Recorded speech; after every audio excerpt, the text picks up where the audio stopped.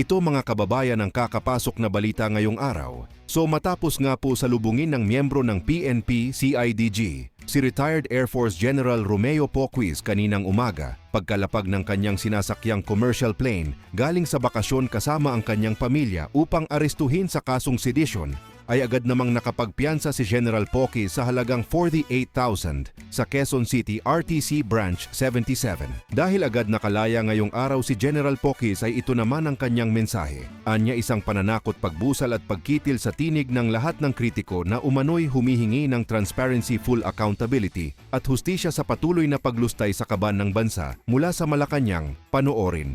Yung reaksyon ngayon na nakapag-bail na po kayo after the long day that you had.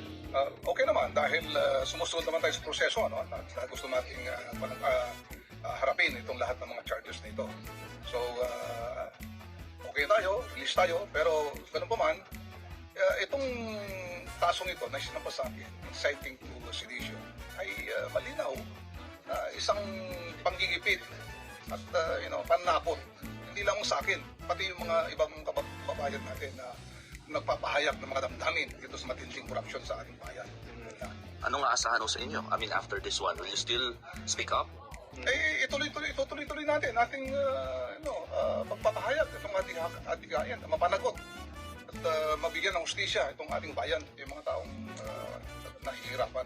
General, itong nangyari sa inyo, mapipigilan ba kayo na maglabas ng mga salubin nyo o tuloy-tuloy pa rin?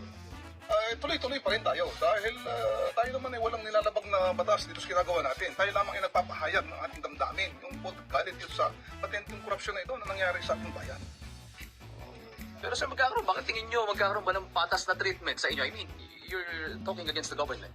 Of course, alam naman natin na ito ay isang intimidasyon o pang-aras o pananakot lamang. So, andyan yung lahat ng yung ahensya, andyan lahat ng mga powers ng government.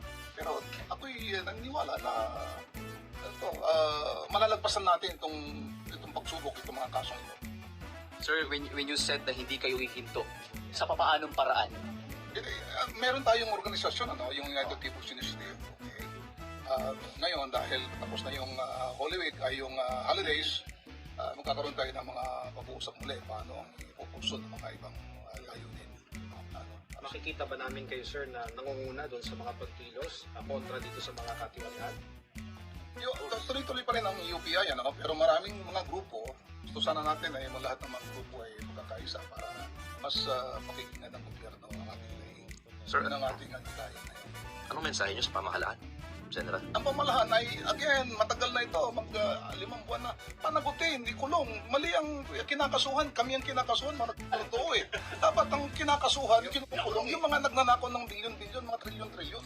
Hindi itong tulad ko na mga taong bayan na nagsasabi lamang ng hinaing ng dami dahil sa mga korupsyon na ito. Sir, positive sa mga tropa natin sa PNP, pero tingin nyo ba, you were treated fairly kanina nung inaresto kayo? Hindi, yung PNP naman naintindihan ko yan. Mga kapwa rin natin, mga sundaan, mga serviceman yan, naintindihan natin ang dami nila, naintindihan natin ang trabaho nila. So, sila ay sumusunod sa kanilang tungkulin.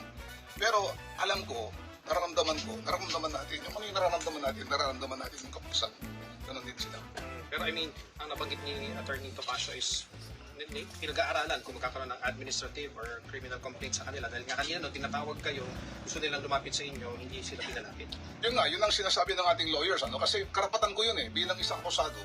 Although binasahan ako ng Miranda rights kanina, nakalagay doon sa Miranda rights na yun na ako ay may karapatan na magkaroon ng legal ay sa ating mga lawyers.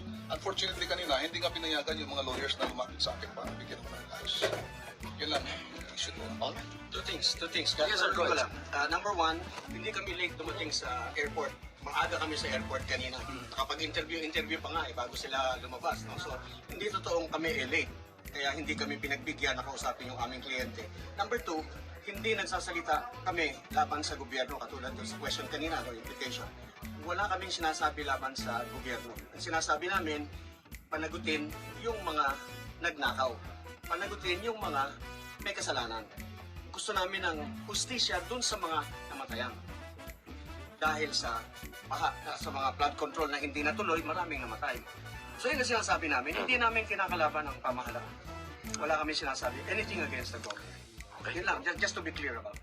Samantala ito naman ang matindi mga kababayan mula kay dating Ilocos Sur Governor Chavit Singson, kung saan may panawagan ang dating governor sa mga kabataan, anya tumayo kayo at huwag matakot dahil kinabukasan nyo ito. So hinihikayat ni Singson ang mga grupo at kabataan na tumindig laban sa korupsyon at katiwalian sa isang kilos protesta na tinatawag niyang one-time big-time rally sa buwan ng February. Panoorin?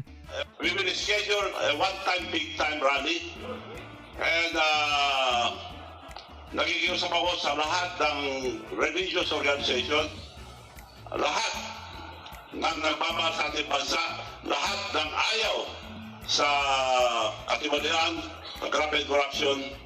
So lahat, inanyayaan ko kayo, pero magtatanong ako kung pera yun, but it should be ASAP. And we will march to Malacanang. Yung rally, one-time, big-time rally na sabi nyo, kinakasan ninyo, kakausapin nyo yung mga religious sector at lahat ng galit sa korupsyon. Sa tingin nyo ba, Gov, ay mas makabubuting ito itaon sa February? Sa buwan ng February kasi yung 40 years na sinasabi ninyo ay nangyari din ho noong February 1986. Nasa grupo yan dahil I will not decide for the date. Pag de-decide, yung religious organizations and the opposition, lahat na nagmamahal sa ating bansa, tatawagin ko lahat at tawagin nyo rin ako, mag-iusap ako na sila mag-decide ang date. I would prepare yung kabataan magsabi ng date para kasi dapat kasama kabataan dito dahil ninakaw na ang future ng kabataan.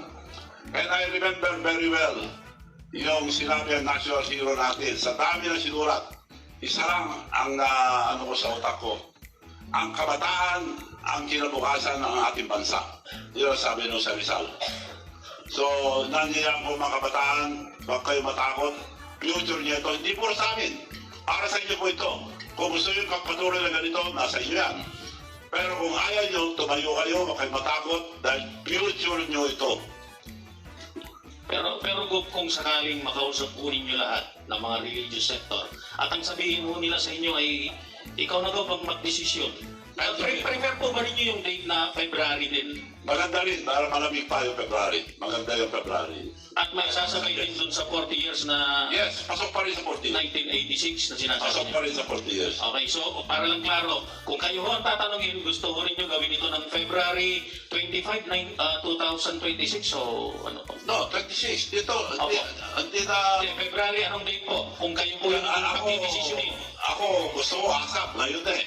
Pero depende kung anong gusto ng mga grupo. Kung February. Okay, thank you. Isa rin si Luis Chavit Singson ang tila sukang-suka na sa administrasyon ni Bongbong Marcos, kaya siguro naisipan ng dating governor na gagawa ng malawakang kilos. Protesta sa susunod na buwan, kaya abangan po natin yan mga kababayan. Maraming salamat po.